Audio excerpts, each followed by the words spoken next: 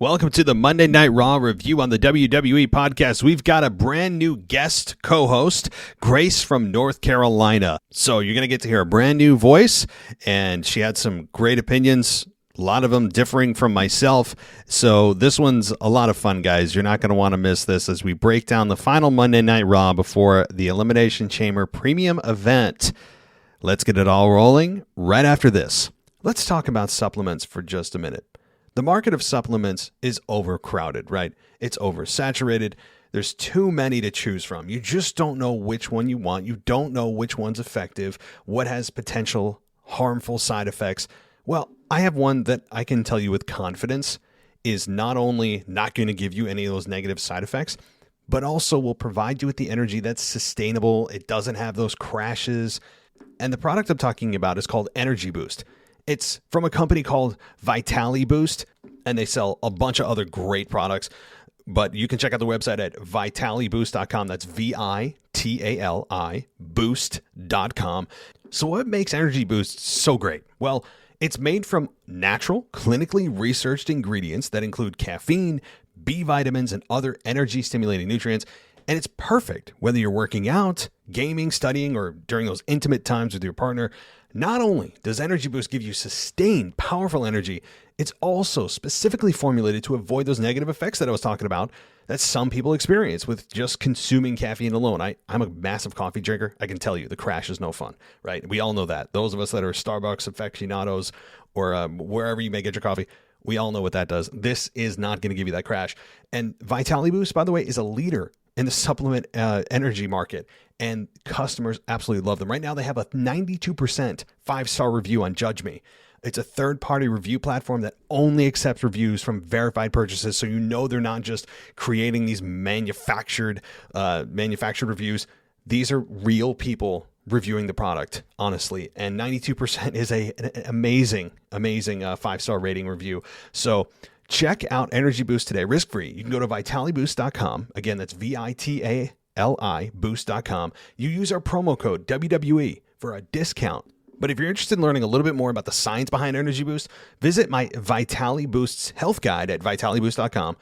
Again, VITALI boost.com. And right there, you'll find information from peer-reviewed academic journals about the active ingredients in all of Vitali Boost's supplements. All of these supplements, by the way, are made in the United States. That's cool. And a reminder, go to vitaliboost.com and use our promo code WWE. You'll get a discount on the Energy Boost and all of their other great supplements. So don't miss out, guys.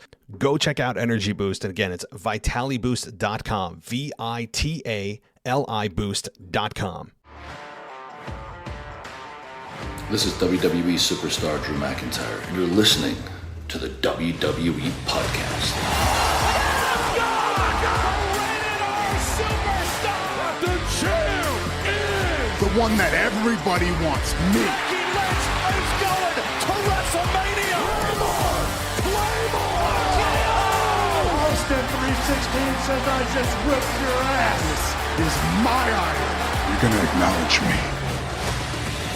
Hey everybody, welcome to the WWE podcast. We are here to discuss Monday Night Raw, the final Monday Night Raw before our Elimination Chamber premium live event that takes place on Saturdays. So, boy, we've got a lot of audio coming your way this week as the mailbag's tomorrow. Now, the mailbag may or may not be again split into two. It's all dependent on my children. So, if I can get some sleep and they are getting some sleep, it'll be in one single episode. But lately, I mean, the mailbag, guys, is like 2.5 hours, sometimes close to 3 hours. It's very difficult for me to find that block of time. So it could be split into two. I don't like doing two parts any more than you like having to deal with two parts, but sometimes life just kind of forces my hand. So I'm giving you a heads up. It may or may not be split into two tomorrow. But tonight we've got Grace with us, and you have not heard from her before. So brand new voice. Always great to hear brand new, smart, intelligent voices, and she checks all those boxes tonight, so that is going to be coming your way. But first, I want to give a shout out to a couple of brand new patrons who have joined us over the last couple of days, and Grace is one of those individuals who have joined us in the Patreon community. Others that have joined us, Rachel, I'm going to give only first names, because I don't want to give anybody's personal info out. So we have Johnny C.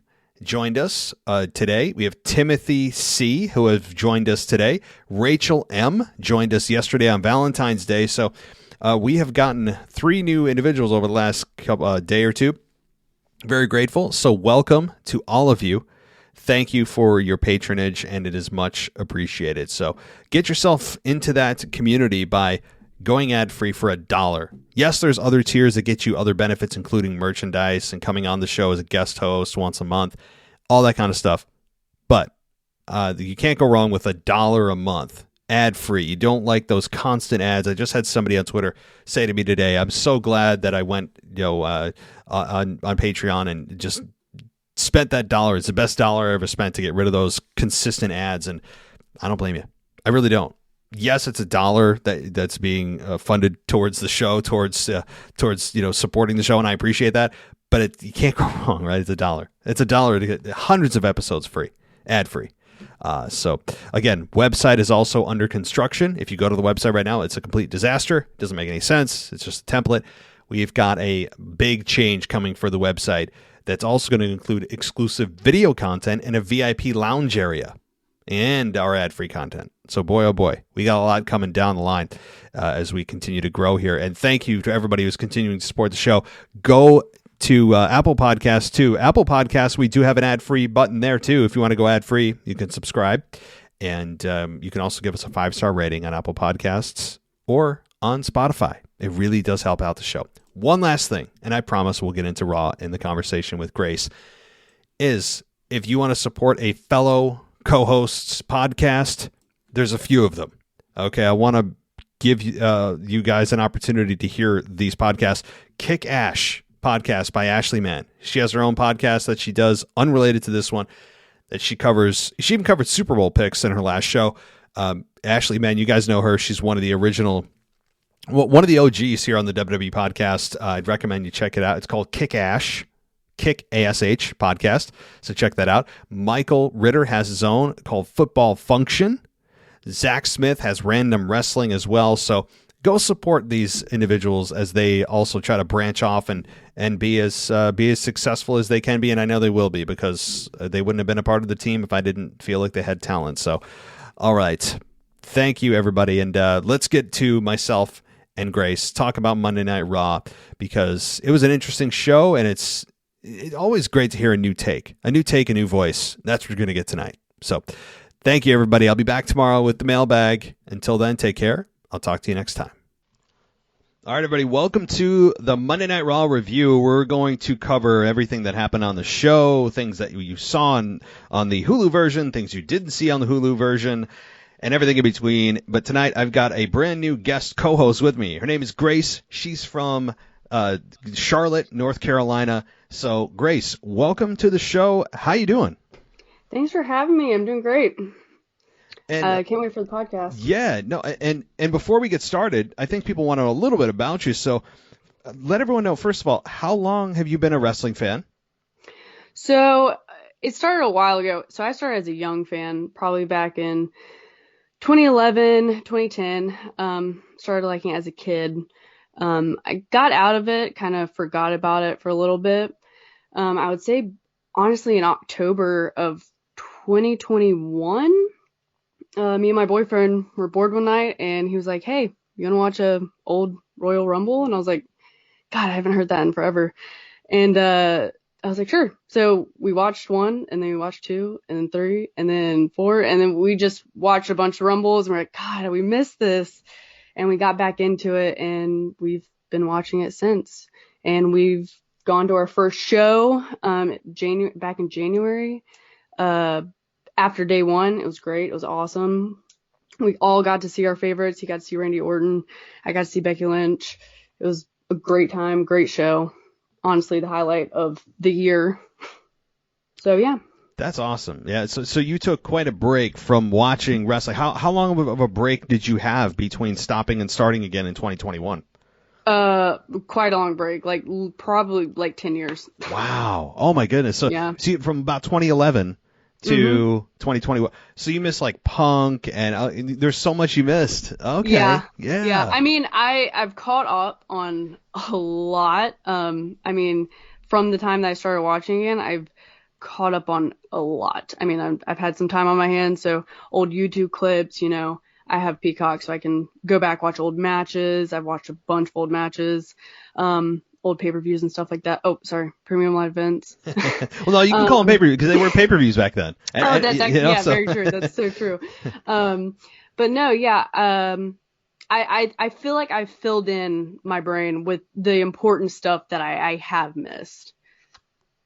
Well, yeah, in 10 years is a lot of content. I can't even fathom how much content that is, how many hours not of shows. But Yeah, no, I mean, you got the gist of the big things that happened. I mean, The Rock returned, I believe, in 2011. I think it was actually Valentine's Day 2011. So literally 10 years ago yesterday, The Rock came back and faced John Cena at WrestleMania. Wow. So quite a bit to catch up on if you ever want to. And now that we're into WrestleMania season and up to WrestleMania 38, it's insane to me that we're almost at WrestleMania 40. I feel so old. But I want to ask your opinion about this news story that's going around. Two things quickly, and then we'll dive into Raw because I don't want to forget. Yeah. Number one is Stone Cold Steve Austin. And Stone Cold is reportedly close to some kind of agreement and nearing a done deal status with a return match at WrestleMania 38 against Kevin Owens. Now, I'm not going to provide my full opinion because I just did a show earlier today on the news brief giving my full thoughts on it. Go check that out, guys, if you haven't listened. But I want your thoughts, Grace. What do you think, if this is true, assuming it is, and we get a Stone Cold Steve Austin versus Kevin Owens matchup, Austin's first match back in 19 years? I mean, the time, 19 years, that's by itself, that's crazy. My thoughts about it, I mean, I listened to the newsletter podcast, and so I agree with you on the fact that KO's a couple steps below him, so that's a little bit confusing on why. I think, I mean, right now they probably did that because they wanted to bring him back probably. They probably didn't have anyone of a certain stature that available probably. I mean, like you said, like John Cena coming back for like a one-off or whatever against Stone Cold, you think they would take it a little more seriously since his first match back in like 19 years.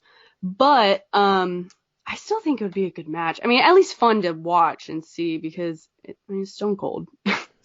And KO's he's not a bad wrestler. I enjoy watching him. So overall, I think it'll be a good match. But I'm actually kind of curious if it's true. I mean, I think it's very true.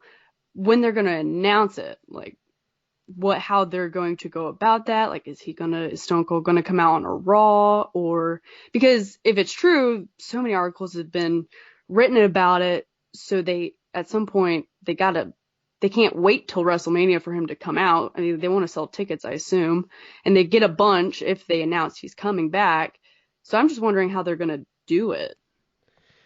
Well, I think you're right. That's the biggest part to me. If I'm the company, I want to maximize my ticket sales. I want to maximize the length of promotion I can give this, because this is about as big of a deal as you can have at WrestleMania, at least in terms of stars returning. Like, Stone Cold is arguably WWE's biggest star ever, and to have him coming back, if this is true, again, then you have one of the biggest news stories in the last 10 years at WWE, with Stone Cold having his first match since 2003. I mean, hell, I was graduating high school at that point, so do your math, guys. But I really just think, yeah, I have no problem with the quality of the match. I think the quality of the match will be just fine. But to me, like, I'm like, hey, it should have been Brock, it should have been Cena, but I also wonder if this is maybe a test for him to see if he can maybe have one or two or three, over the course of 6 to 12 months. I mean, kind of have an Undertaker type schedule where he tests his body and says, instead of looking at this as a total one-off and that's it, maybe it is a quote unquote series of matches of 2 or 3 over the next year, if he wants to go that road. So do you think if this happens and it's successful, that this is a one-off for Austin, or could it be that it's maybe an Undertaker schedule? I don't know. I mean, he's 57, right? Yep. I mean, if he can do like a part-time schedule where he can, do matches here and there, that's impressive. It's just straight up impressive. I mean, it's impressive that Edge is doing it right now, and he's not anywhere. I don't think he's anywhere near 57, at least. But I also heard Stone Cold, doesn't he have a couple bad knees or neck or an injury or something? Yeah. Yeah. I don't know. I don't know about right now. I want to say it's just for a special match. I wouldn't go with him coming back like an Undertaker schedule, just because of those injuries. I would say the past injuries. Yeah, that's probably what I'm leaning towards, too, that this is not a litmus test for his body, that it is a one-off, and also because he started his career in Dallas, Texas, and that's where he had his first match. So why not end it in Dallas, Texas as well? So... Yeah, that's a great point. So it's a nice symmetry there. So maybe he wants to have that one final nice kind of full circle moment for his career. Obviously, he would win the match. There's no question about that. It's just I don't have a whole lot of hatred for KO. Like, I think KO is a likable guy. So to get me angry at Kevin Owens, to want to see him get his ass kicked, it's tough for me. They tried really hard with him bashing Dallas. I mean, they were going. But that's like one city out of 100. Oh yeah. I mean, that's like that. That's and also the people I've noticed. I said this on my show earlier today. Like, the people in Dallas that are going to be there, like 95% of them are not from Dallas. You have so many people coming in from all over the country. It's the one show that's an international audience. So the people there, I mean, I don't know if they'll boo. If he starts coming out and crapping on Dallas, people are going to go, yeah, we don't like Dallas either. Yeah, we're from, Scottsdale, England. We're from, New York City. We're from, so I don't know. It's funny that he's picking on Texas, which does, I don't know. So I get it, but you're also really, really narrowing your audience of people you're getting angry. Yeah. I mean, the only thing I would say against that is Texas. People from Texas, I mean, they're loyal. They're loyal to their state. That's the only thing I would say about that. I mean, he went pretty hard on Dallas, and I know people from Texas are pretty serious about, their state. These country people don't mess around. I know, I'm from North Carolina. When you insult a country people's home state, they don't take it kindly, but I feel like that we'll get Kevin Owens will get a little pop, a bad pop, not a good pop. Yeah, he's good on the mic. He's good enough, I think, to generate heat anywhere he is. He's at. He's comfortable on the mic. He's really good. But to answer your question, and then we'll move on about the how when are they going to do this, if they're going to do it?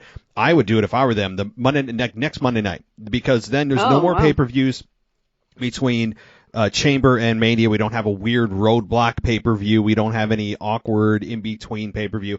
I would do it that Monday Night Raw, which is next Monday night, I believe, is in Columbia, South Carolina. So I would have them do it there, because you want as much promotion for this as possible. You want people buzzing. You want people making travel plans. This will create a needle-moving event, because Stone Cold is a needle mover. There's no question about it. It's not just Roman Reigns' T-shirt. It's the real deal. Like, this would create people who are maybe on the fence about going to WrestleMania to go down to WrestleMania, and they'd have to make travel plans. And so to me, they need and should have as much lead time as possible to promote the hell out of this. So I wouldn't wait till the week before. I would do it next week. All right. Well, moving on, before that massive news story likely breaks next Monday, now we have another news story coming out of Cody Rhodes and Brandi Rhodes leaving AEW. And Tony Khan sending out like a thank you and all these things. And there's been reports that you and I talked about off air of due to creative differences, potentially. And now there's also talk about him coming to WWE, that he's been in talks with WWE. This is, to me, a shocking news story. What do you make of this? I honestly have no idea. I'm super confused about it just because I feel like it happened very abruptly. And the fact that, I mean, the articles that are, I mean, the people who are coming out with these articles have been the people who are the same people who came out with the Stone Cold stuff, who came out with the Ronda Rousey returning at Rumble. So they're reputable sources. So half my brain is like, oh, it's definitely going to happen. But the other half is like, but didn't he have a falling out? I'm so confused. I don't know. It's a crazy story. I honestly would love if he came back, but I have no idea at this point. I mean, geez. I'm honestly shocked by this because, this is something that Cody Rhodes spearheaded as a rebellious company to WWE, to offer something different, to give the fans a product that they have been missing since WCW was bought by WWF back in 2001. I mean, so this is really shocking that essentially one of the founders of AEW leaves and is now in negotiations with the competitor that they just built the company for to compete with. It's very weird. Something's not right. I'm very, very shocked by this. And if he goes to WWE, I do wonder what kind of reception he would get. I don't know. I mean, you think WWE fans would welcome him back with open arms? Or like, how would the fans react? I don't know. I really don't know. I have no idea. That's a good point, because him being on AEW, I don't know with the loyalty of WWE fans if they would just be like, no, he was on the competitive platform, we're just gonna shun him completely, or if they're like, old face, we've missed you, welcome back. I mean, that I feel like it's a 50-50 on how they would even react.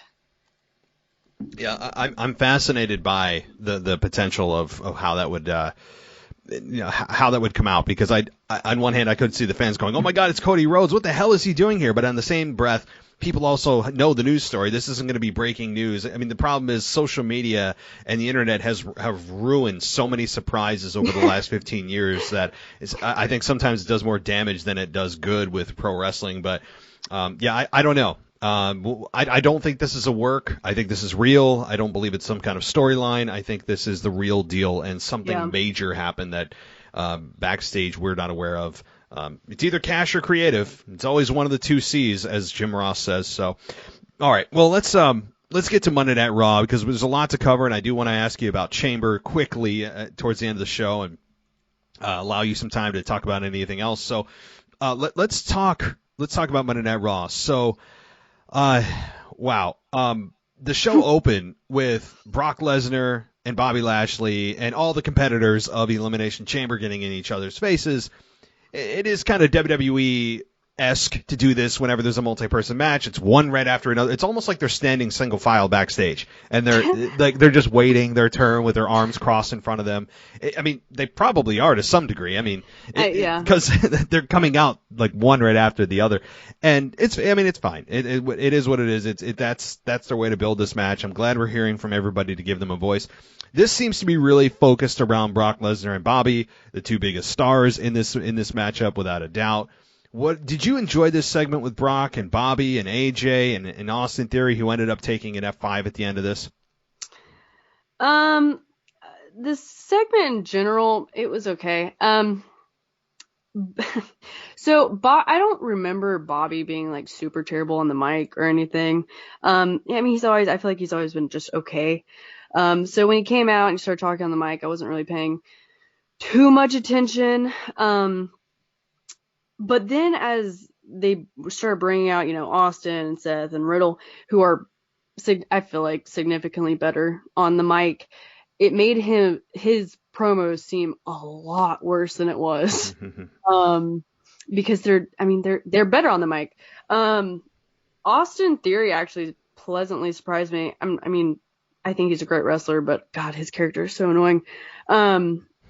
He is very good on the mic. I haven't heard him besides the pre-tape segments with Vince, but he hasn't really come out on the mic much, and I feel like he did pretty good. I kind of enjoyed it a lot, but I feel like them coming out and talking and giving their promos, it made Bobby's promos seem really bad. Yeah, I'm with you there. I mean, I didn't really think of it like that, but Bobby Lashley's never been, as you said, never been known for, hitting an A+ promo, giving that great go home show promo. Never. I mean, that's never been his thing. At the same time, I think he has improved since he came back. I mean, before he almost said nothing, and MVP would say everything. MVP gets injured, and now Bobby Lashley has to essentially learn to swim on his own when it comes to the mic, and he's okay. The thing is, he's never awful, but he's never great. He's just okay. And he stutters over words, he misses phrases, he adds a verb where there shouldn't be, but you generally get the idea. He's just not a fluent, very articulate speaker when it comes to promos. That's just not his style, and that's fine. At this point in his career, I don't know if I'd even bother, because he's gotten by this long with just being that dominant, absolute monster of a man. And so anyway, there wasn't any physical altercation between Lesnar and Lashley here. I was fine with that. I'm cool with them waiting for that, once again, until Elimination Chamber on Saturday. So... they really made Brock Lesnar here look like the favorite. He asserted his physical dominance, and that was really the point of it. And then I'm sure Brock got on his private plane, and he was already home probably by 9:00. I mean, so. Yeah, I think I'm in the minority here. I don't like Brock Lesnar. I'm not a fan. Not because I dislike the character more of, just because I think he's boring, to be honest. I mean, he's a big dude. So I can understand how some people he's fun to watch, but after about the 6th German suplex and, the 5th F5 thrown, I'm over it. And when he did it at the end to Austin Theory, I mean, it was funny. He did it to Austin Theory, I will say, but, and he took a selfie too. Yeah. I don't know. I'm not a Brock Lesnar fan, so whenever I see him come out, I don't really get super excited. I'm kind of just like, okay, well, here comes an F5 to end the segment, and then that's it. So, I don't know. So the segment in general, I thought it was okay. I like seeing the guys interact with each other, because those, like Riddle, Seth, and Austin, you don't get to see them ever together. So, seeing new faces talk to each other is refreshing after seeing the same stuff over and over again. But the outcome with Brock, I mean, I feel like that's just the same every week. But the segment in general, it was okay. Yeah, I don't think it hurt or helped the chamber. Honestly, it didn't do either, and I'd rather have it do nothing than have it hurt the excitement for the match. So yeah, I'm kind of with you. It was okay. It was okay, even though I guess I'm more of a fan of Brock than you are. And again, I'm not a huge Brock supporter where I get goosebumps every time he comes out.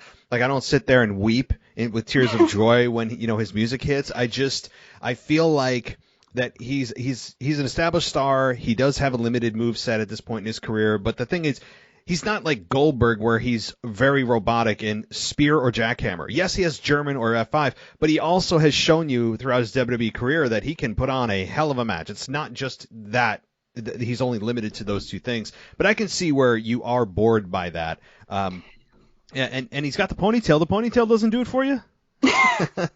I'm more just really confused about if I know they're trying to make him a babyface or think he's a babyface. But I still get like heel vibes from him. I get both, because I don't know. The whole character in general is very confusing to me. But it is what it is.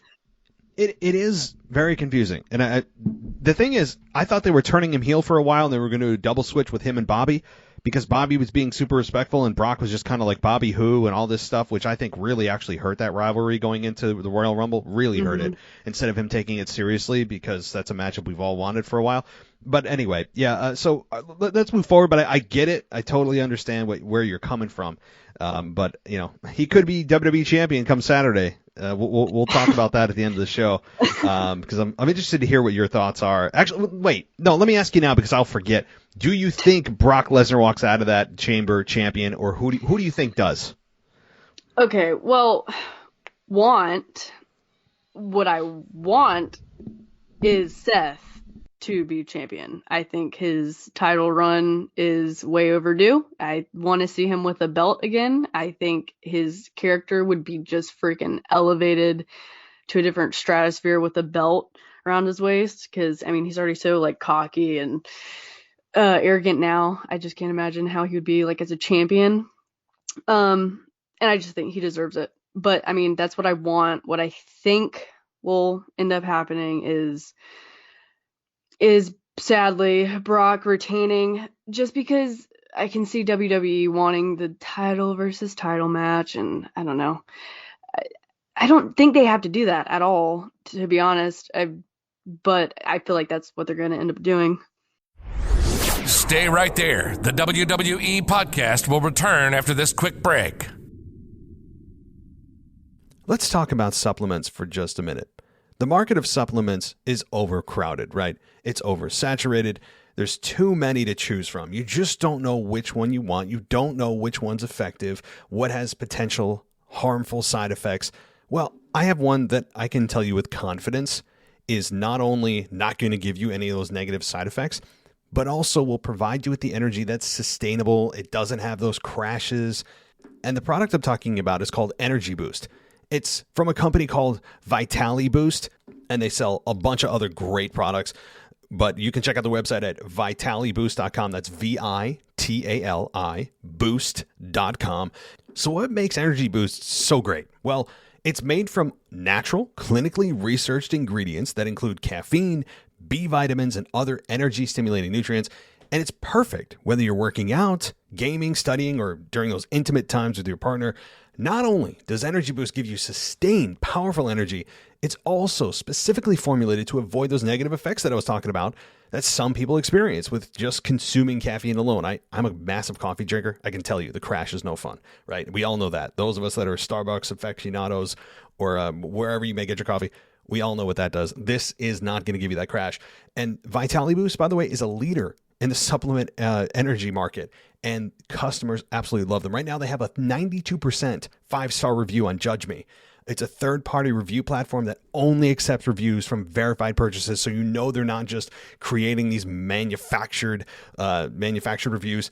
These are real people reviewing the product, honestly, and 92% is an amazing 5-star rating review. So check out Energy Boost today, risk-free. You can go to vitaliboost.com. Again, that's VITALI boost.com. You use our promo code WWE for a discount.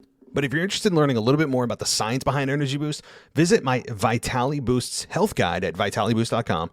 Again, VITALI boost.com. And right there, you'll find information from peer-reviewed academic journals about the active ingredients in all of Vitali Boost's supplements. All of these supplements, by the way, are made in the United States. That's cool. And a reminder, go to vitaliboost.com and use our promo code WWE. You'll get a discount on the Energy Boost and all of their other great supplements. So don't miss out, guys. Go check out Energy Boost. And again, it's vitaliboost.com, VITALI boost.com. Welcome back to the WWE podcast. Let's get back to more great wrestling audio.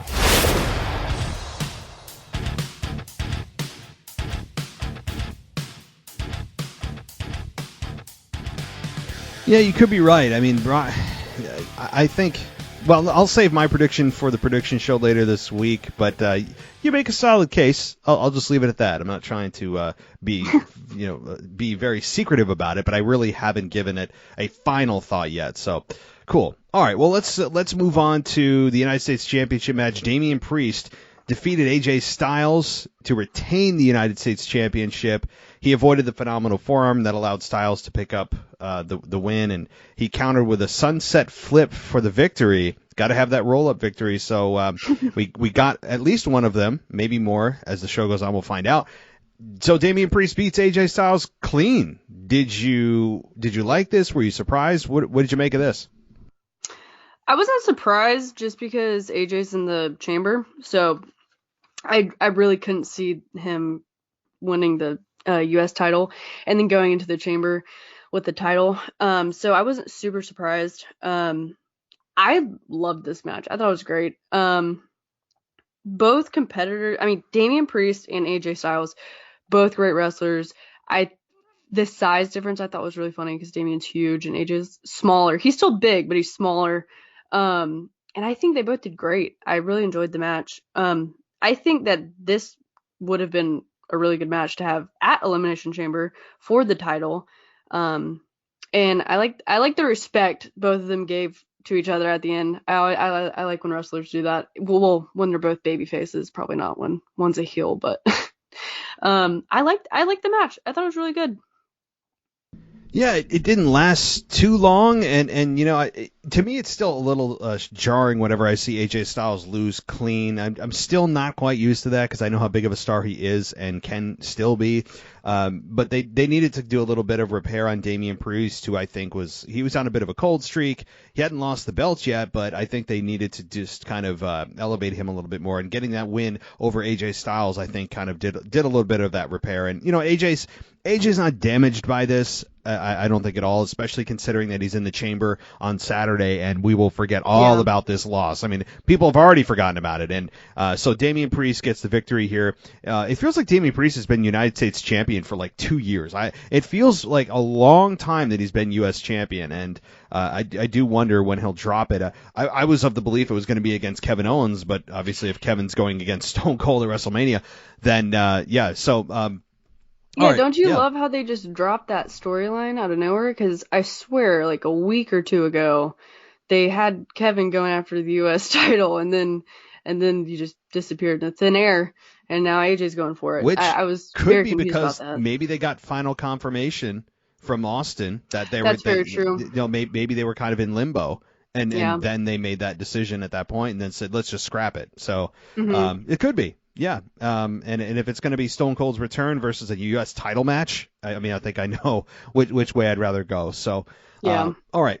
Seth Rollins. That's the main event. So let's wait on that. The Street Profits defeat Bobby Roode and Ziggler when Montez Ford hit Roode with a frog splash. Tommaso Ciampa was on commentary. He brawled with Ziggler, they're going to clash at the NXT main event or premium live event. So Street Profits actually pick up a victory.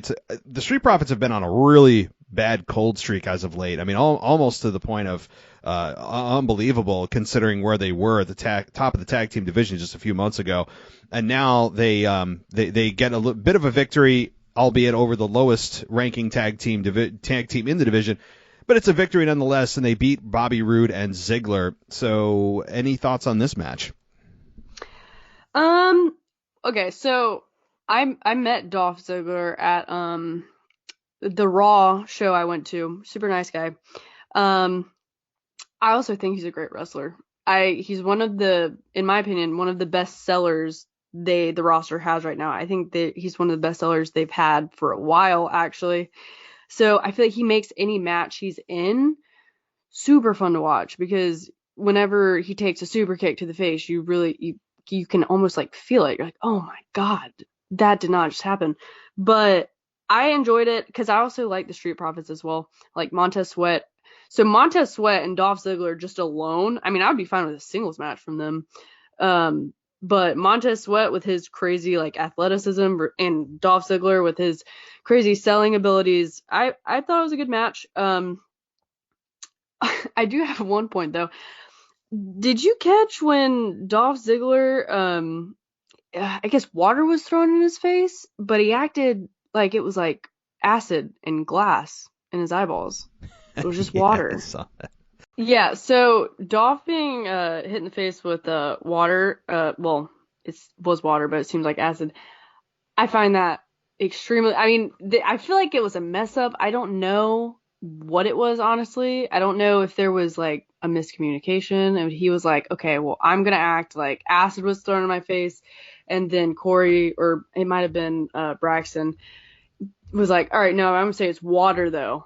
And then it kind of just got mixed because, I don't know, I thought it was really funny. And I had to write it down because I was like, oh my God, that's extremely hilarious. Yeah, I didn't know what to make of that. I mean, the biggest thing for me was Tommaso Ciampa on commentary, because Tommaso Ciampa has been in such an NXT stronghold for so long that seeing him on Raw was a bit of a jarring but very welcome sight. So, yeah, I'm with you on that whole water oversell, whatever that was. It was very weird.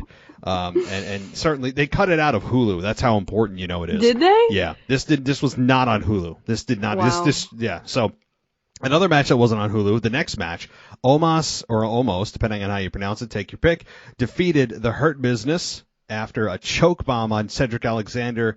And again, Omos, since splitting from AJ, is just doing squashes, but still spinning his wheels. The Hurt Business losing, I mean, that's not really an accomplishment. The Hurt Business, it could be probably beaten by a tag team of 3-year-olds right now as far as how they're booked.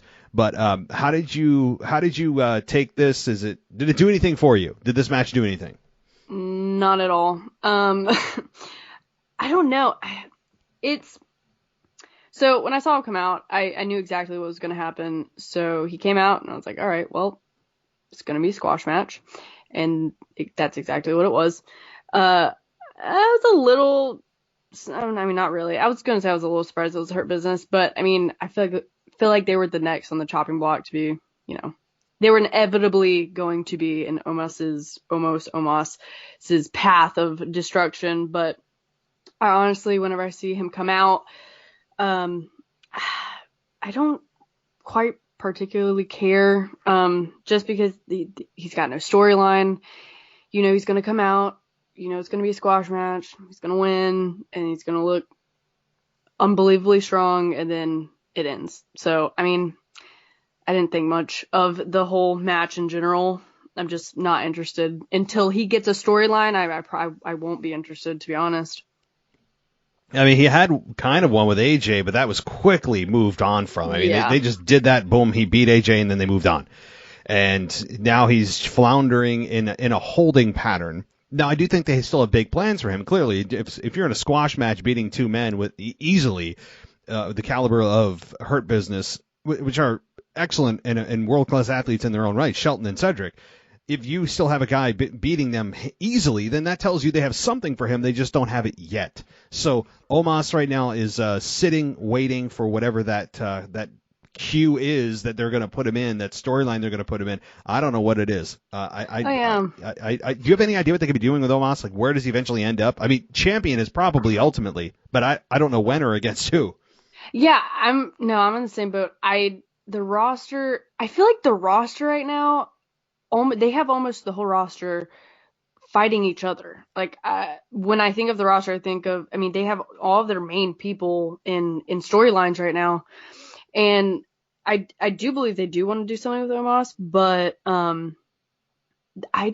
can't see them doing, I can't even picture them doing one right now, because, I mean, I can't remember how many matches he's had so far since the Styles feud ended, but how many more are they going to do or how long are they going to wait until something pops up? Because I can't think of any person on the roster that can even match him at all on any level. Obviously not size, but like AJ Styles, that there's no one on the roster like him to go against Omos, and I just can't think of anyone on the roster that could even fill those shoes right now. Yeah, that's probably why we don't see anything happening with him. He's just kind of in the mid-lower card beating mid and lower carders. It's very weird. Maybe Cody Rhodes comes back and yeah, maybe. Maybe. I mean, I want him in something, and he hasn't even taken a finish, much less left his feet, much less lost a match. I mean, he has no-sold everything. He's like the Fiend on steroids, no pun intended. I mean, like he doesn't sell a thing. If I had, his matches by no doubt they're not really enjoyable. I mean, they're super short, and he doesn't sell anything, like you said. But I honestly could see the next person he goes against, I wouldn't be surprised if it's Jinder and Shanky and like a handicap. Wow, now that's a step up. I mean, you talk about like next level. I'm being very, very sarcastic. I mean, yeah, it's probably Probably he's just going to continue to beat tag teams on his own. Yeah. I don't know. Yeah. All right, let's move on. Lita and Becky Lynch signed their contract for the Elimination Chamber, and Lynch was very disheveled and emotional. She begged Lita not to sign the contract for their match, but obviously Lita did sign anyways. We all knew it was going to happen. And Lynch was saying, you're going to force me to do something I don't want to do.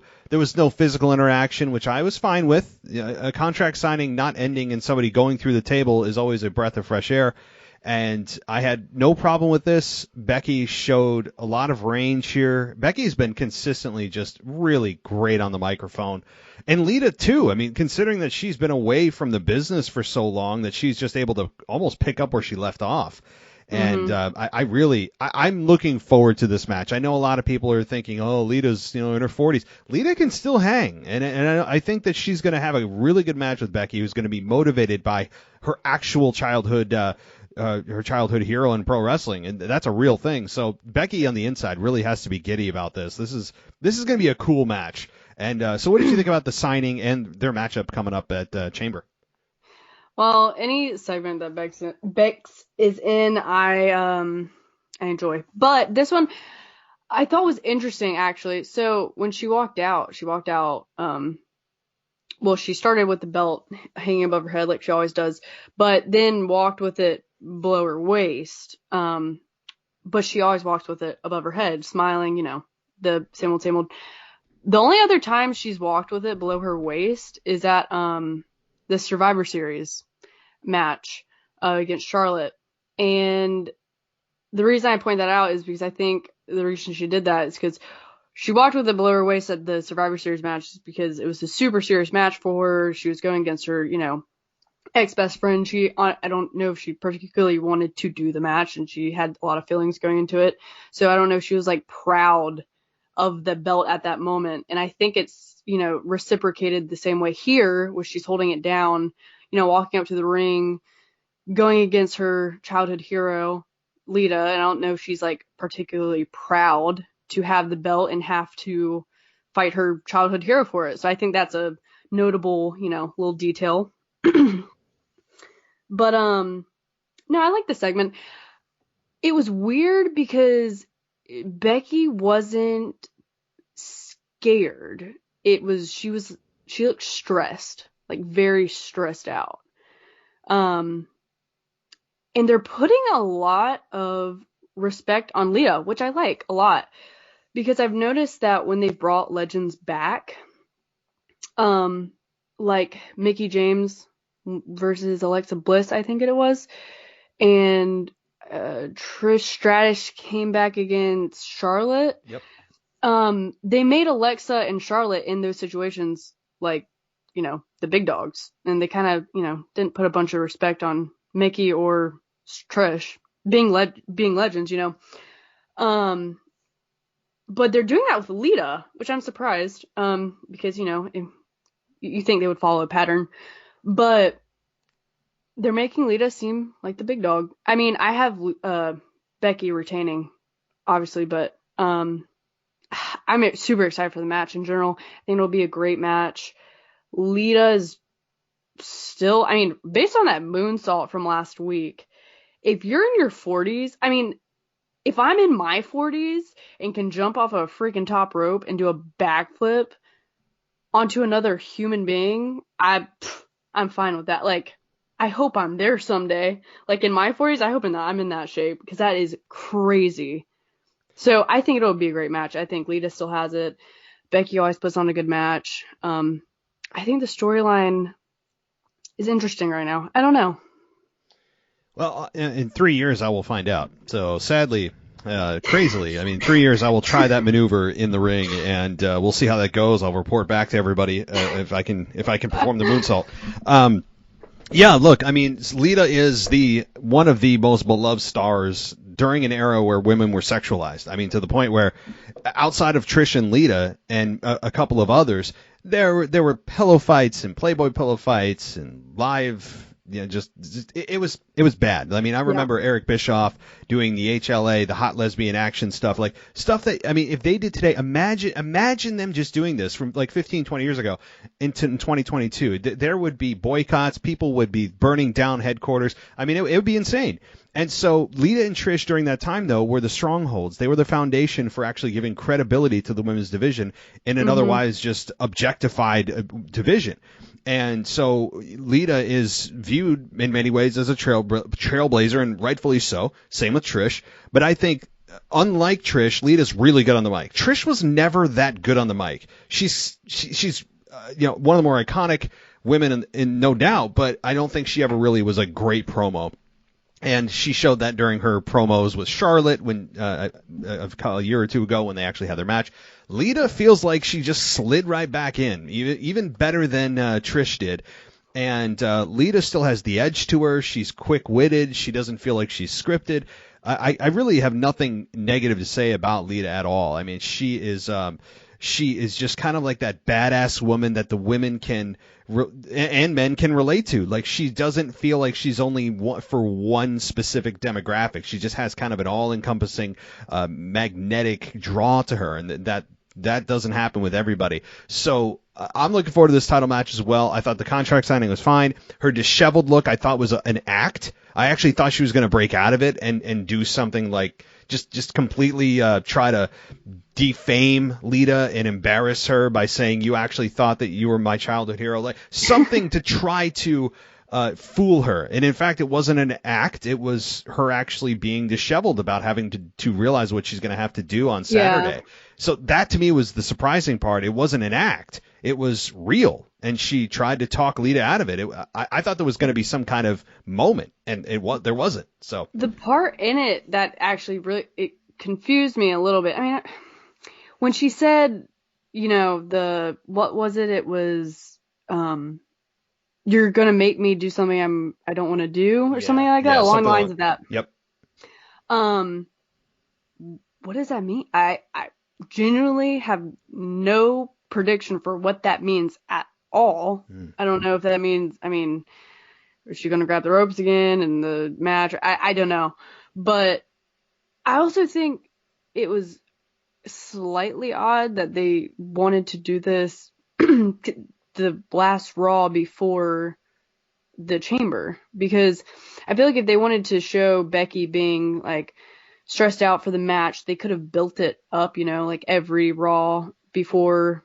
I guess there had only been one before this, but the one before this, they could have, kind of hinted that she was getting a little cold feet about it and she was stressed out about it and didn't want to do it. And then fully gone into her being fully stressed out about it. So they could have built it up more, because this is like a hard right turn. All of a sudden she comes out. Yeah, I hear you. Yeah. Her being so confident. I mean, don't even get me started on heels, like running away from fights. I hate that they do that, because I'm a fan of two heels in this company. And if WWE makes a heel run away from a fight one more time, I'm going to lose my mind. Because I'm like, they're bad guys. Bad guys are supposed to be strong. They're supposed to go for fights. I need heel representation over here. Like, we're fans of heels. Give us something. But anyways, I digress. Yeah, but she was super, BA last Raw, and not backing down, but now all of a sudden she's super stressed out. I mean, she's a mom, so I get it. So she probably has some late nights. But what is that? I mean, you could have built it up a little. Yeah. That's the one criticism I'd have of this, and it's actually kind of difficult to criticize this story, honestly. Outside of the fact that some people don't like these legacy stars coming in. Oh yeah. But to be honest, I think that Lita is a perfect fit for this. It's I like how Lita also said, I'm not here just for like one match. I actually want to run. She keeps driving that home, which is really surprising, because normally they're just kind of one done, cool, nice cameo appearance. We'll see you later. Lita keeps driving home that no, she's here for a run. So I don't know if there's anything to that. If beyond WrestleMania we'll see more of Lita, or if it's just going to be truly a one-off. So that's something to consider. But yeah, Oh, I'm sorry. No, I was just going to say that the whole hard right turn of just all of a sudden she goes from super confident to looking like she's homeless was a bit of a stark change. I don't hate it, but there was like I'm missing a couple of chapters here, right? Like where was this evolution? But I've kind of come to the terms that WWE just doesn't know how to long-term book. They just go on what they feel is good for that show at that time, and long-term booking is a foreign concept. So. What do you think she meant by that, though? That line that Becky said, that you're going to maybe do something I don't want to do. Because I have no idea. I think that I don't think I took it in the way that she's going to, like, snap her arm or try to injure her, maim her, kill her. I took it, yeah, I don't think she's going to take a flaming table and, or a bat wrapped in barbed wire and go make Foley on her. I just think that what's going to happen is that that meant that she's going to do anything she can to win the match, meaning cheat to win. That's how I took it. Like, when she said, you don't understand the lengths and the things that I'll do to keep this belt, I'm like, all right, I could take that as a physical threat, but I could also take it as, I'm going to use the ropes to my advantage. I'm going to, go behind the referee's back, use a foreign object, that kind of stuff. Like, I didn't take it as, like, I'm going to throw you off the top of the cell. So, that's what I think. I think it's going to be some kind of hook or crook way, some kind of underhanded, sneaky, behind the referee's back type of thing. So. All right. Well, on to the next women's segment here. Bianca Belair won the gauntlet match. This match was to determine the final entrant in the Elimination Chamber, although the final entrant wasn't announced until after this match took place, which was weird. I guess Alexa Bliss was too busy sitting in the therapist's office recreating her doll. The soul of her doll is in the replica doll. It's getting weird. So nonetheless, this match took place with 5 out of the 6. And Bianca Belair won. The biggest thing coming out of this was really not Bianca Belair winning to take the final spot to get obviously to have the biggest advantage of winning the match, but rather Rhea Ripley, who went through 3 or 4 competitors before actually getting to Bianca Belair, who finally took her out. And Ripley, she went through Nikki, Liv, and Doudrop. So that was to me the biggest statement, as Byron Saxton would say 400 times in Raw, is that we got a big statement made by WWE that Rhea Ripley is going to be a major player moving forward. I mean, they went out of their way to have Rhea beat 3 credible opponents. Yeah. I thoroughly enjoyed this match because I don't think Rhea gets enough screen time or matches in general. And I love seeing her wrestle. Her entrance to her wrestling skills to her character. I think it's all awesome. The first match with Nikki, I enjoyed because we haven't seen a longer match with them yet. Like they've all been pretty short. Still longer than usual. Nothing really special about that one to me. Just, her and Nikki got a longer match. Great. The Rhea versus Liv matchup, interesting because you never see it, or have seen it. Very 2 opposite personalities colliding. I was actually thinking in my head to myself, I was like, if there were more women on the roster and the roster was filled, they would be actually a pretty good tag team. And, their name could be Watch My Brutality. Yeah. Because, Liv, Watch Me, Brutality. I honestly think that'd be a really cool tag team, but we can't afford that right now because there is no women's tag team division. Exactly. The tag team champions are running unopposed. I mean, there's nobody to challenge them. So yeah. At some point, that's kind of comical though, if we think about it for 2 seconds. Like it's not. It's like very serious. It's sad, and on the other hand, it's kind of funny. It's sad, disrespectful, and funny all at once. Yeah. Yeah. No, but. The Rhea and Liv, only thing I'd say about that, good. Never really see it, so interesting. The one that I really liked, that surprised me that I liked it, was Rhea and Doudrop. I think that was the best of all of them. Because we've never seen Doudrop get taken down the way she did by Rhea. And I mean, that, boosted Rhea so far, because that shoulder bump I mean, in the crowd, I mean, the pop she got for that, I don't know if it was great.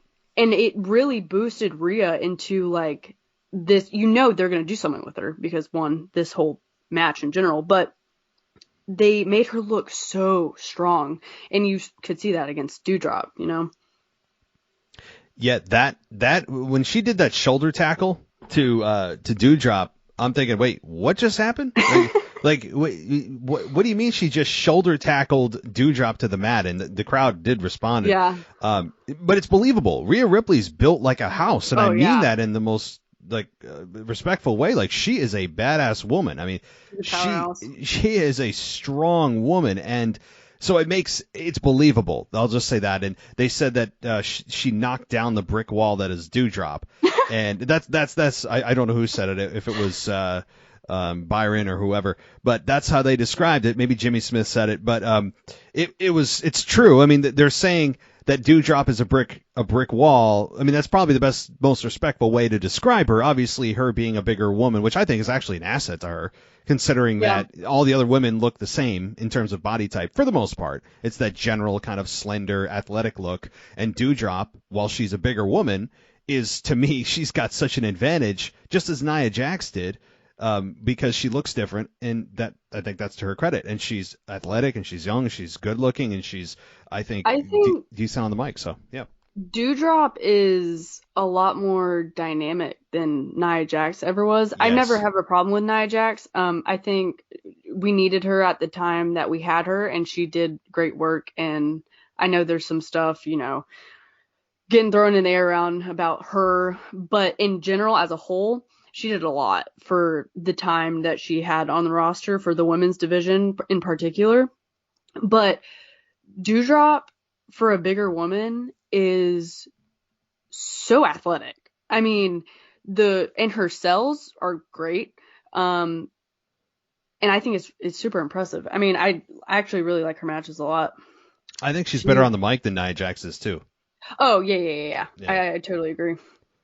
Yeah, so this to me was a great way to take Rhea Ripley, who was floundering in a tag team with Nikki ASH, beat three very credible women, and tell this to WWE fans, hey, look out. Rhea is going to be a player in the months to come. Now, it may not be as soon as WrestleMania. I don't think that she's going to get in a championship match at WrestleMania. I still don't believe that, unless it's in some kind of multi-woman match, which it could be, because Becky, outside of Bianca Belair, doesn't have a clear-cut opponent. So maybe this is her way of getting Rhea versus Belair versus Becky at WrestleMania. That's kind of what I'm thinking at WrestleMania.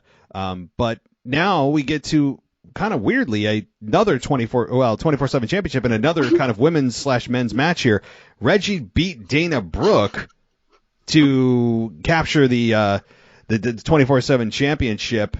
So I know you also kind of an alternate story on this too, but what do you make of the 24/7 championship? Reggie beating Dana Brooke here. Okay, I'm gonna be completely honest. I mean, I'm laughing thinking about it right now. Whenever the 24/7 segment is on, I don't quite pay attention as much as I normally would, with the main matches. For what reason? I have no idea. But I paid attention to this one, and it actually, it made me laugh. I'm not going to lie. It was the first one that has ever, actually made me laugh. The take they did on it, with Reggie pinning her after getting friend-zoned. and it was on Valentine's Day, and then the bow that wrapped it up with the waiter coming up and going, "You're going to get the bill." I was like, oh my God, Reggie is a G for that. He get friend zone. He took the belt back, left her on Valentine's Day alone, and then left her with the bill too. I don't know. I thought it was really funny, actually. It was the first one that actually made me laugh. Now see, here's the thing. I'll be totally transparent here. I didn't see the whole segment on video. I saw photographs of the segment, and I didn't get the whole context. So now I need to go back and rewatch it because that sounds actually really funny. For all the crap that WWE puts out productivity wise or production wise, I think this one's going to be worth watching. Yeah, okay. It was actually it was the only one that actually will get at least a smile out of you. Maybe not a laugh, but at least a smile because it was pretty good. Okay, I'll take your word for it. All right. I was gonna say a story. I mean, now that we're talking about Dana Brooke, I know how much you love Dana Brooke. So I have a really great story about her. So me and my boyfriend were at the Raw after day one. And before the show started, we, waited outside to meet some of the superstars. And, we're watching them all drive in, and I kind of black out because I saw Seth and Becky drive in. I, freaked out a little bit. Totally fine. And then, but before that, you had some of the undercard people coming in, and a car pulled up, and a blonde girl was in the seat, and she rolled down her window and was talking to the parking attendant or whoever it was. And I mean, the fans there was maybe 10 people in front of us, at the front of the gate, and they see this car with the girl in the car, and they just start screaming, "Liv Morgan! Oh my God, Liv! Can I get a picture of Liv Morgan?" And I'm in the back of these people, and I'm like, "That's not Liv Morgan. That's Dana Brooke." Oh no! And I mean, her window's fully down, and she's hearing that. We're only like 10 feet away from the car. It's not far away, and she's fully hearing these 10 people scream Liv Morgan. And the saddest part, I don't think I've ever felt more sorry for someone. The saddest part was when they realized it. Silence. Dead silence. I mean, not a "Dana, can I get a picture? Dana, over here." It was like radio silent. And I was like, oh my God. I have secondhand embarrassment listening to this. Like, I'm in the back. I have my head buried in my shoulders, in my boyfriend's shoulder, and like laughing oh my God, it was the funniest thing. And then I felt really bad but she was smiling, so I feel like she realized she took it as a joke, but I think she took it fine. But that was the funniest thing I've ever experienced. It was awesome. Oh, poor Dana.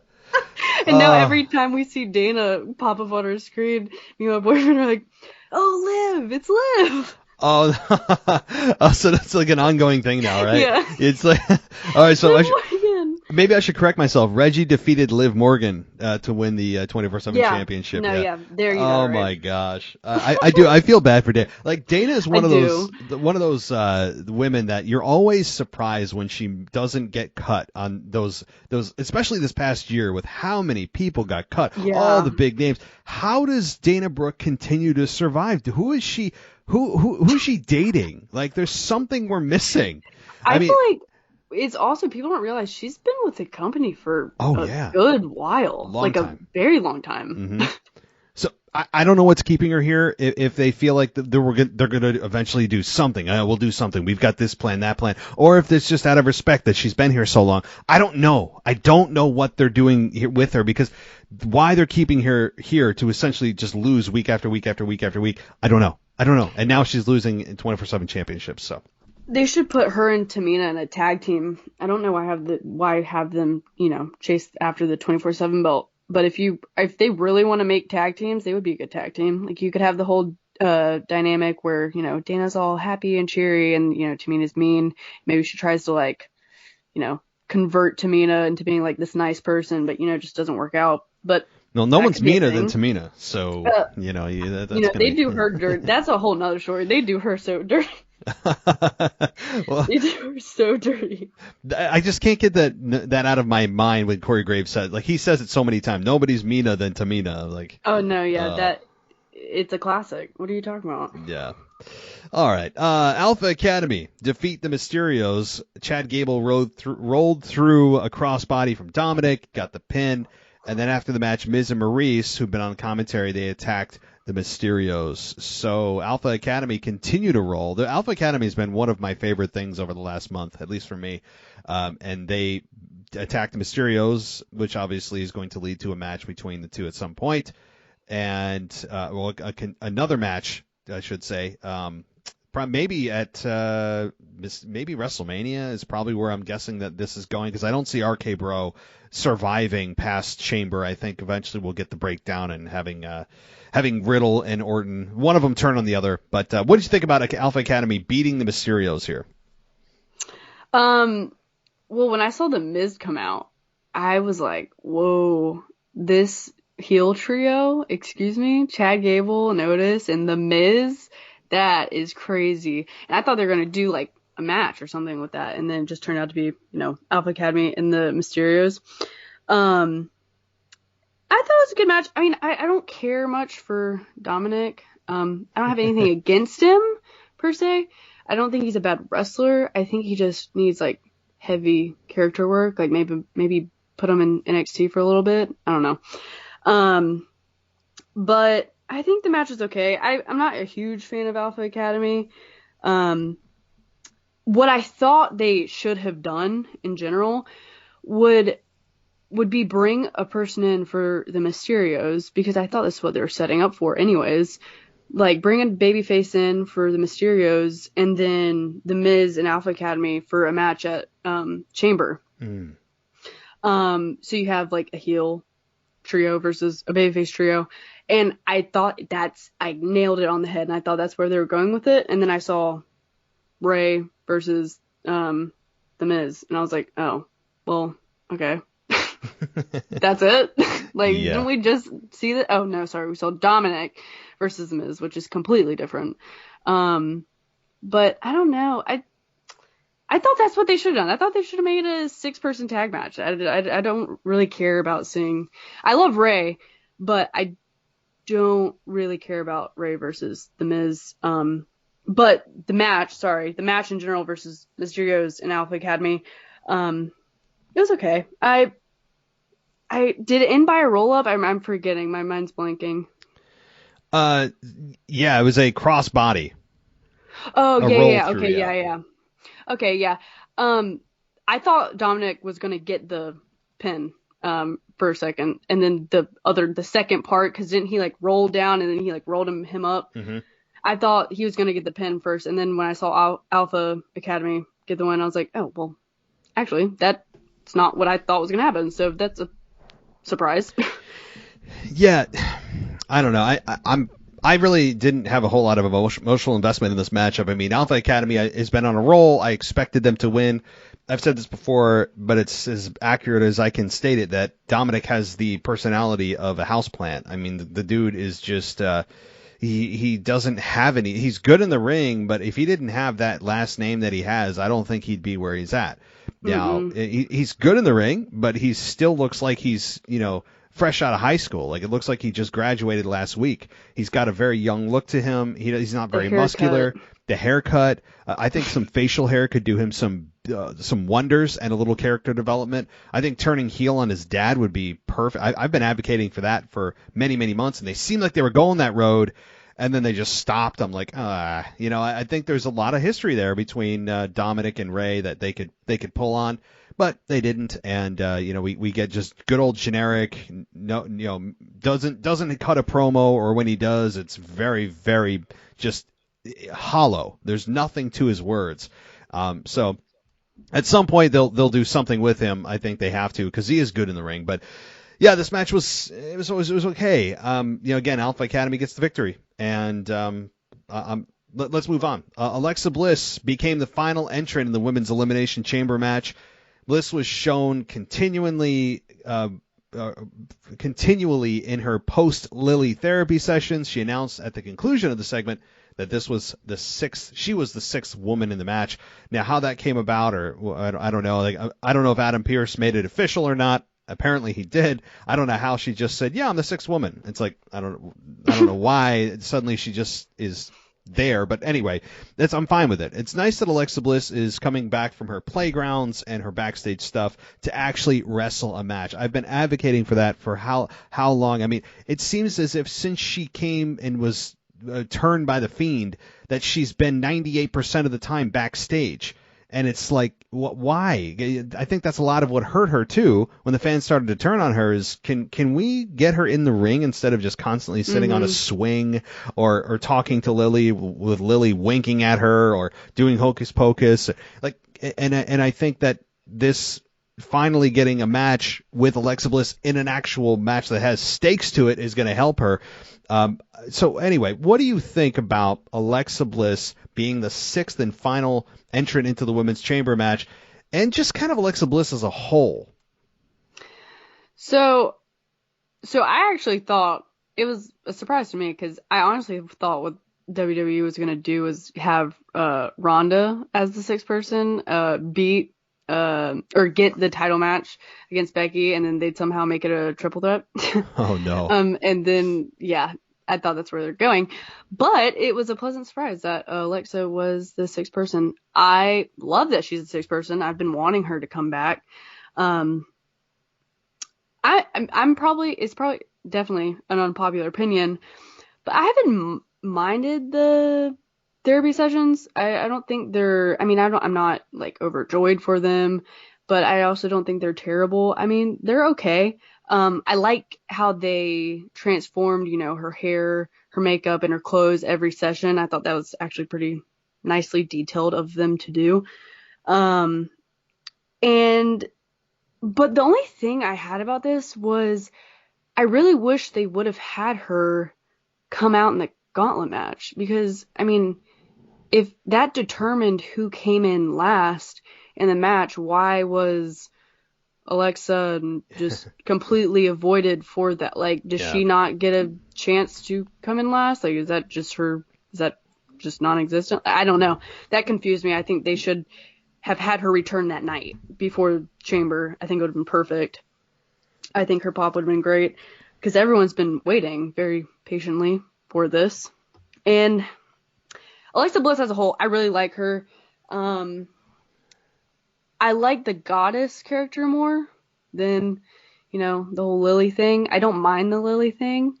I think at some point they're going to do a trigger for her where she'll absolutely just go ballistic. I think that a lot of people thought that she was going to have a split personality like Damian has, but I feel like that's little too predictable for her to have right now, like a split personality. So I think what they're going to do is have her be completely normal or, arrogant, kind of cocky like the goddess character was. And then at some point, maybe like when she goes up against Charlotte or finally meets Charlotte again, she'll have a trigger or something and then go absolutely ballistic. But I don't think we'll see that side of her for a while. I think she's actually going to be pretty normalish. What do you think? Yeah, probably. Well, first of all, let me just say this, that that psychiatrist should probably have his license revoked, because he handed Alexa Bliss the very item that he was trying to cure her from. Yeah. He took the destroyed remnants of the real Lily and said he sewed it. He had it sewn into the replica Lily. I'm like, wait a minute. You just spent 6 weeks trying to cure Alexa Bliss of this attachment to this doll and resolve this darkness inside her, and yet at the very end you give it back to her and you say you're healed? Wait a minute. It would be like going into an AA meeting. You go through all the steps, and at the end they hand you a 6-pack of beer, and it's like, yay, congratulations! Here's your 6-pack of beer. I'm like, wait, it was. I'm not going to crap on the segment, and really, because I did not hate these segments either. And what makes it great is Alexa Bliss is all in on her character, and I've said this before. Alexa Bliss is really all in on whatever she does, even if the fans aren't behind it, or if maybe she doesn't fully believe in it. She just dives completely into the character, and she's a great actress. Like, she could be in the movies. Like, she could, I think, be a successful actress in Hollywood. I do believe that she's that good in specific roles. So that is her biggest asset. Beyond, yes, she's a very beautiful woman, all that stuff, but so is everybody else in general, for the most part. Yeah. That to me is like a kind of a given. But for everybody else, though, I don't think that she gets the credit she deserves with how good she is at acting. And so that really helps her, and it is a bit of a tweak on the character that we've seen for so long now of just kind of this dark fishnet wearing ponytail, kind of still part of the Fiend, and she's coming into her own. So I think that she has a solid chance of winning at Elimination Chamber. She has a solid chance of coming out of there as the victor. Do I think she will? I mean, if I'm not mistaken, the winner of the Elimination Chamber is the one who's going to go to WrestleMania to face Becky, right? Yes, correct. Okay, so I mean, it can't end in a schmaz. It has to end with one person. I still believe that one person will be Bianca Belair, but at the end of the day, there's still 6 weeks to go in TV. Could Alexa Bliss and maybe Rhea Ripley end up getting themselves into this championship match? I guess they could, but I don't. Yeah, go ahead. I thought that too. I mean, no, since they released the lineup with Bianca even in the lineup, I was like, okay, well, Bianca wins it. Easy. Boom. Done. But, Alexa coming in, I don't know if it means anything, but she did win the first women's Elimination Chamber ever in 2018. So they have her returning after this hiatus to an event that she, took hold of way back when, and this is her first big night back. So I was full on head for Bianca winning, but now that Alexa's in, all I can say is I think that the last two will be Alexa and Bianca. I know that I can almost guarantee it'll be Alexa and Bianca at the end. But as for who wins, I thought I knew, but now I honestly have no idea. I do know Alexa will come back with full pink hair, by the way. I know she has like pink streaks right now, but I follow her on Instagram and she like dyed her hair fully pink. So you'll see that at Elimination Chamber. Okay, well, that's breaking news. Yeah, I know. Breaking news will, but no, it is interesting because it does kind of tell you where they're going with the character, and I think that it's doing kind of an evolution of what she left before with the Fiend spinoff, and she's very very dark and kind of pulling into these supernatural power type of character, leaves a lot of fans eye rolling, and I hope she doesn't go back to that unless it's very subtle things. And I don't know if I was actually a fan of when they were at the point where she would transform in the middle of the match, where she'd snap kind of like Damien did, and the lights would start to go off, and then she'd become like unbeatable for a certain period of time. I think have done away with that. But anyway, I think that this matchup right now is going to be the best thing for Alexa Bliss's career because it gets her out of backstage segments and into the ring, where I think a lot of fans want to see her back in. Agreed. And the women's division needs her. God, they need depth. Yeah, that's why I don't think she'll go. That's why I don't think she'll go back anytime soon to the Lily character.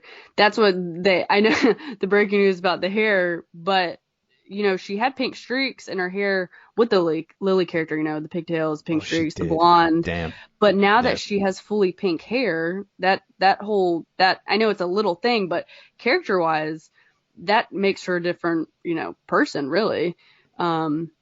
So it's kind of like leaving the Lily character a little in the past.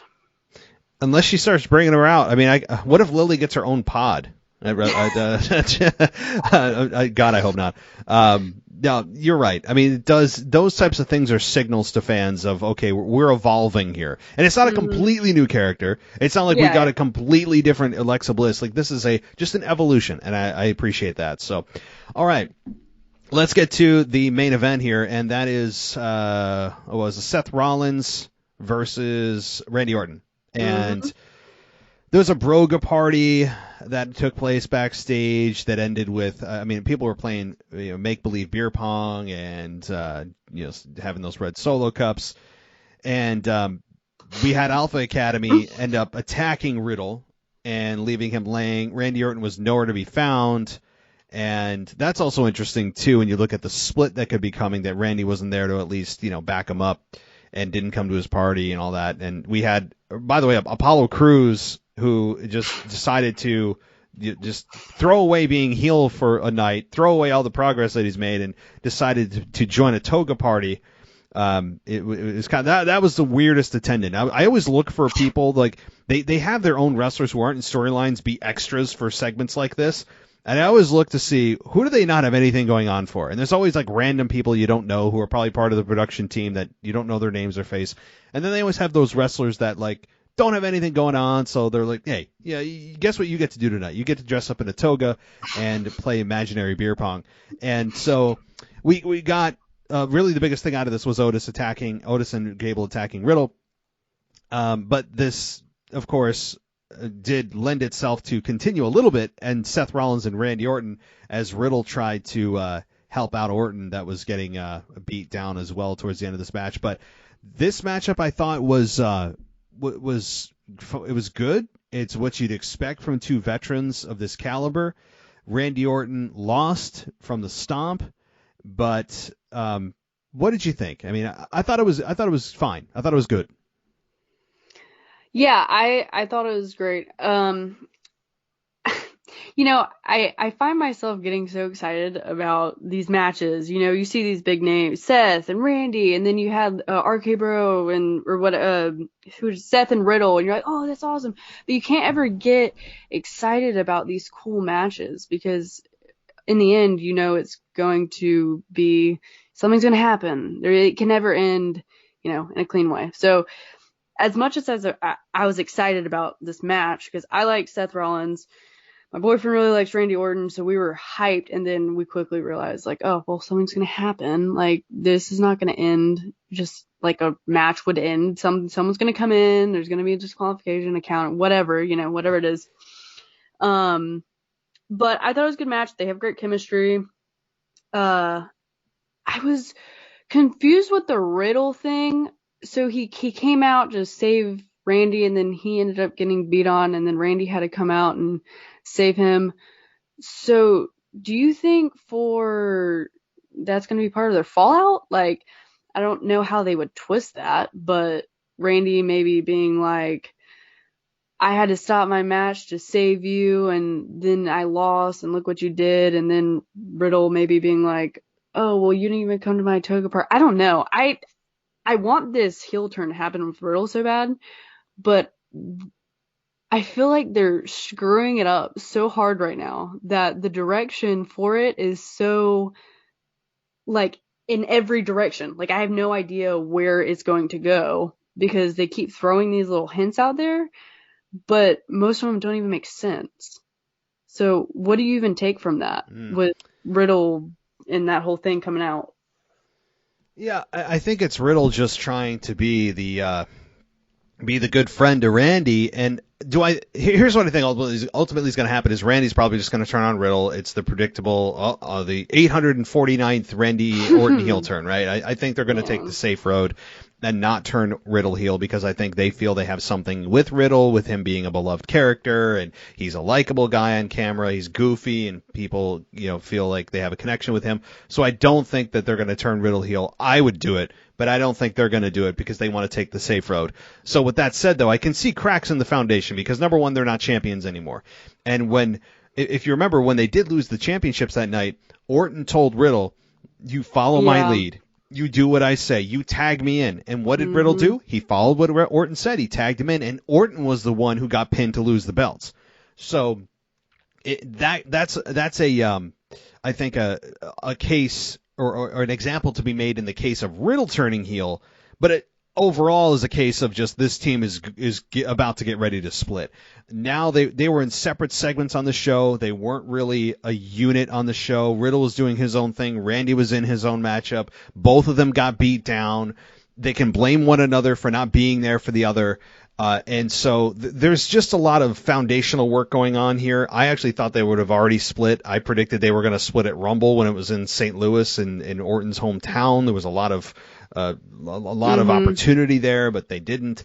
So I ultimately think they will split, and it will be Orton versus Riddle at WrestleMania. And that's what I think. But this matchup was good. It was fine. And having Seth, I will say this about Seth. The little things he does to piss you off in a good way is just so cool. Like, what I mean by that is when Orton got hit with the stomp and he's laying there and we had Seth take some time to cover Orton. He sat up and he kind of laughed at the crowd and sat up and just took that moment to essentially say, without saying it, I'm about to win this match. Screw you guys. It was just I don't know how to explain it. Just that moment that he took to just kind of gloat that he was just about to win the match. So just the little things he does. I mean, Seth right now should be, I hope he wins the belt at Chamber. He deserves it. It's long overdue. And I think, yeah, he'd be a really fun heel champion going into WrestleMania. Yeah, I think what Seth does with this character in general is so, like, you can't help but like him. I mean, you don't want to like him, but you're like, God, he's so cool though. The way he plays his character that's why I want him to be champion so bad, because, I mean, he talks so much crap now. Can you imagine the crap he'll talk when he has a belt to back it? Like, I mean, it would be him right now on steroids. I mean, I don't know if that's a good or bad thing. I think it's a good thing, but I want to see it so bad. I really, really hope he wins, but with the way things are looking, I don't know. Yeah, no, I hope so. I would guess. I don't have an official pick yet because I haven't really sat down and thought about it because I want to still see SmackDown and things. So I don't know. I think I'd give Seth a decent chance of winning, but I'm also really scared that Vince looks at Brock and Roman and goes, well, damn it, we need to make this as big as possible. And he's going to give Brock the belt, and it's going to be Brock versus Roman, title versus title, which to me is a detraction from the product because you are taking complete storyline away from Raw for what? I mean, Brock and Roman, that doesn't even need the belts to begin with. So I really, really hope that they don't give it to Brock at Chamber, but I could foresee Vince just sitting there trying to make the biggest main event possible, not realizing he's cannibalizing his own product by having his other, 6 top stars on Raw going, so what are we doing at WrestleMania? What championship are we fighting? Like, he would, I think, really, that would be a serious mistake to do. I agree. So, all right. Well, Grace, is there anything else that you wanted to talk about or cover before we close things out? No, I think that's it. I'm good. Cool. Well, did you have any social media you wanted to share? If you have any, it's up to you. No, I mean, maybe one day I'll make a wrestling page, but as of right now, I'm just Grace. She's just Grace from North Carolina. That's it. That's all we know. And we will keep it that way. So very good. Well, Grace, thank you so much for coming on tonight. It's been a pleasure. And for those that didn't hear, due to the magic of editing, she had to hang on for about 30-40 minutes as I had to nurse my 6-month-old back to sleep. And so, hey, he's a good dad. He's a great dad. a sleepless kind of zombie mode. I always equate it to this, and I don't drink anymore. I mean, I haven't drank in a while. But the reason I'm saying that is it's like being really drunk at night and you have flashes of what you did and you're not really sure, but you don't know how you ended up where you did, but you kind of have to piece the night together. It's like that. That's how little sleep I'm getting. It's exact almost. I wake up and I ask my wife, like, so like, what time did we put? Did I get up at 3? Like, yeah, it's that same conversation, except you don't have a text thread or pictures to kind of piece it together. Yeah, and you don't have a hangover. You just are completely in zombie mode. You're in autopilot. But yeah, there's that, right? So anybody that has kids can probably relate to what I'm saying, and it's great, but my God, it's the hardest thing in the world. So anyway, thank you, Grace, for coming on. It's been a pleasure. I really appreciate it, and we will be doing this again soon, I'm sure. Yeah, thanks for having me. It was great. I had a lot of fun. I love talking WWE. I will do it anytime. Awesome. Well, thanks for coming on, and you enjoy your night, Grace. You too. Thanks for listening to the WWE Podcast. Don't forget to subscribe on your favorite podcast app. so you don't miss a show, or head to WWEpodcast.com. And for all of these shows ad-free, head over to patreon.com/WWE Podcast. Until then, we'll see you next time. Let's talk about supplements for just a minute. The market of supplements is overcrowded, right? It's oversaturated. There's too many to choose from. You just don't know which one you want. You don't know which one's effective, what has potential harmful side effects. Well, I have one that I can tell you with confidence is not only not going to give you any of those negative side effects, but also will provide you with the energy that's sustainable. It doesn't have those crashes. And the product I'm talking about is called Energy Boost. It's from a company called Vitali Boost, and they sell a bunch of other great products. But you can check out the website at vitaliboost.com. That's VITALI boost.com. So what makes Energy Boost so great? Well, it's made from natural, clinically researched ingredients that include caffeine, B vitamins, and other energy-stimulating nutrients. And it's perfect whether you're working out, gaming, studying, or during those intimate times with your partner. Not only does Energy Boost give you sustained, powerful energy, it's also specifically formulated to avoid those negative effects that I was talking about that some people experience with just consuming caffeine alone. I'm a massive coffee drinker. I can tell you the crash is no fun, right? We all know that. Those of us that are Starbucks aficionados or wherever you may get your coffee, we all know what that does. This is not going to give you that crash. And Vitali Boost, by the way, is a leader in the supplement energy market, and customers absolutely love them. Right now, they have a 92% 5-star review on Judge Me.